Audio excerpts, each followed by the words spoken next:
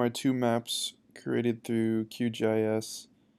Um, I'll be clicking between both of them throughout the video so you can get a better look at them, but here is the map located in through QGIS itself, and here is my print-ready version of the map as a JPEG file.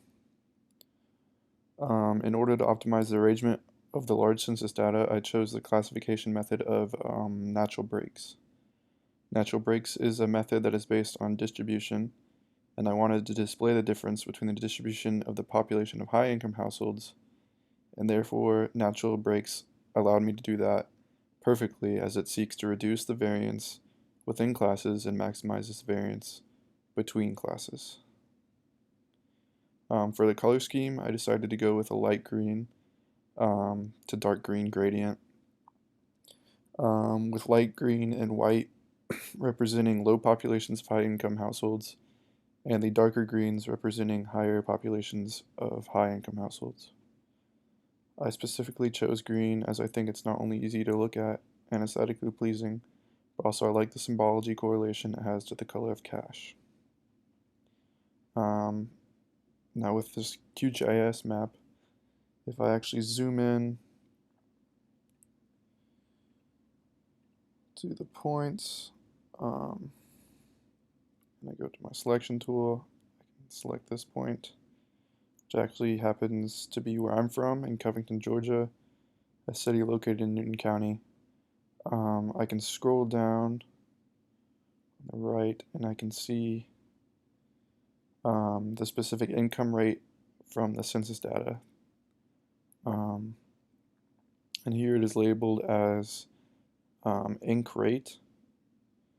And I know this is the percentage of households within the county that are classified as high income because of the formula I used to extract this data on a spreadsheet comprised of the total census data, all of this data that comprises the map.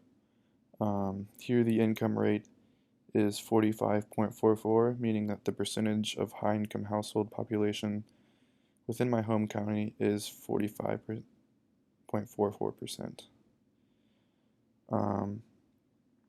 Another geographic trend that I found interesting and actually resonated with my own personal experiences can be seen over in Maine.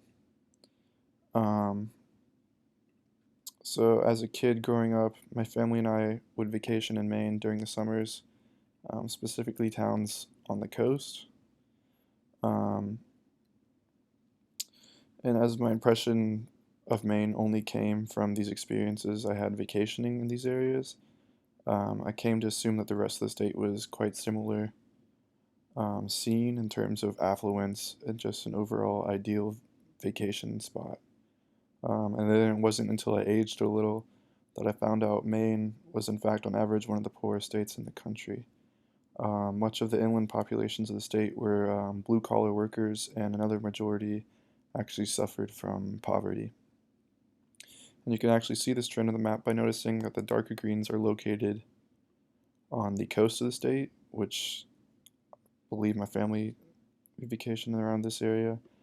And then immediately inland, the sharp cutoff, falls a large portion of very light green, indicating a low population of high-income households.